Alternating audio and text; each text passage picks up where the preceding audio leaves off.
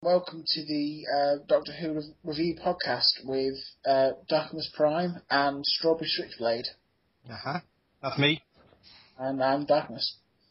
We're going to do week on week, hopefully. We're going to be doing reviews of episodes of Series 7 for the next 5 weeks.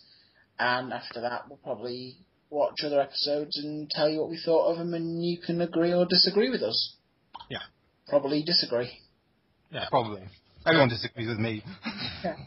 So, to start with, we have the... I'm very disagreeable. Sorry, Pond Life.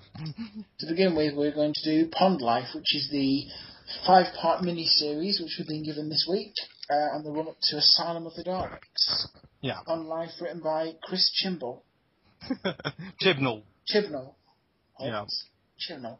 Right. Should we do it overall first, or individually? Probably individually, I think. Individually, episode 1 was very much like the beginning of... It was about the beginning of... Impossible. Yes, Impossible Astronaut. Yeah, it was like that one. Hey, here's what I've been doing since we last left. I quite liked it. Alright.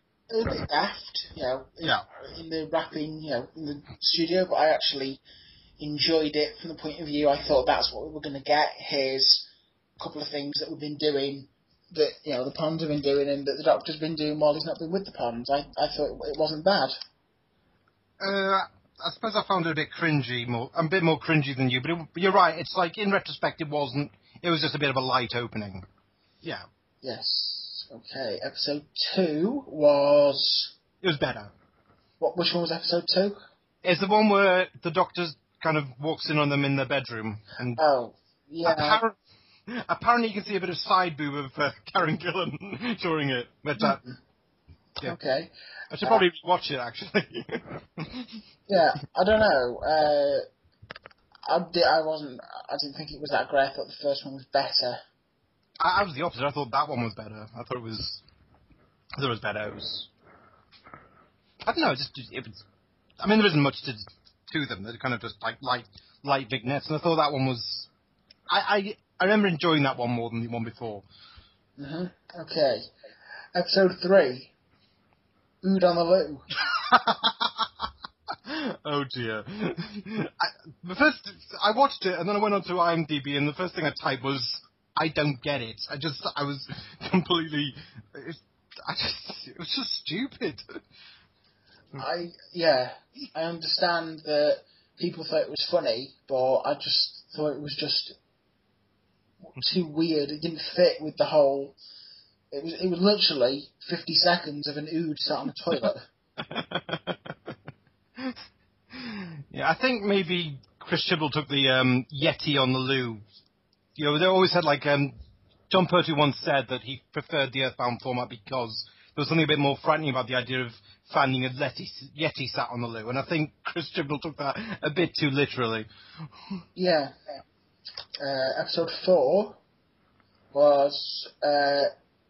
They were getting used to the idea of the Ood being kind of just a house guest who was kind of... And their butler. I think he's being referred to as the Alfred Ood. He's the Ood butler. Yeah. Mm-hmm. I liked that one, actually. That one was alright. That was alright. It wasn't too bad. I liked the... did you notice Rory's lunchbox? I didn't notice, but I've been told, yes, it was Roman's, wasn't it? Yes. That's quite clever. Yeah. Episode 5. I really liked episode 5. I did, but... I kind of know what's going on with Amy and Rory this season, but I was a bit... I don't think it was very, very... It came across very lucidly. We should point out that we probably are going to be discussing spoilers in this, so I will put spoiler warnings throughout, and next week, or for tonight's episode, we will put spoilers before we start, but, we could put them at the end, couldn't we? Just saying, by the way, if you've listened to this, I should warn you, this podcast has contained spoilers. Yeah. Well, if you're listening to it time-travelling, then you'll get this part maybe before. So Wibbly, wobbly, timey-wimey. Exactly. Wibbly-wobbly spoilers. There you go. I don't know. Chris Chibnall, it kind of says to me the fact that he was given the task of writing 5 minutes and 27 seconds in total of an episode, and he barely managed to even write 5 minutes that were good. Really means that he should never be given 45 minutes episodes again, let alone being given basically a 90-minute slot this series. Well, I think the thing is that Moffat has said that he really liked the final block of Torchwood episodes Chibnall wrote. He said he was impressed with them enough to bring Chibnall on board. But the thing is, I just think that even at his best, I think Chibnall's approach is completely at variance with Moffat's approach. Moffat's approach is kind of a lot more innocent. So Chibnall's style is often very, very jarring. I mean, I suppose this one did have a bit more of a innocence to it, apart from, the toilet humour. But even that wasn't like it was awful. It was just, I just didn't like it. I just thought it was stupid. Yeah. It was stupid. Yeah. So I think that's more or less it. Yeah, pretty much. Well, I hope you enjoyed listening to us ramble. Obviously, Asylum of the Darks is on at 7:20 this evening on BBC One. We'll be doing a podcast of that probably tomorrow. I imagine maybe this evening if we can get round to it. If I get a chance. I hope you enjoyed listening. Please tell us what you think, and that's about it. Right, go. Bye for now. Bye. Bye. Okay.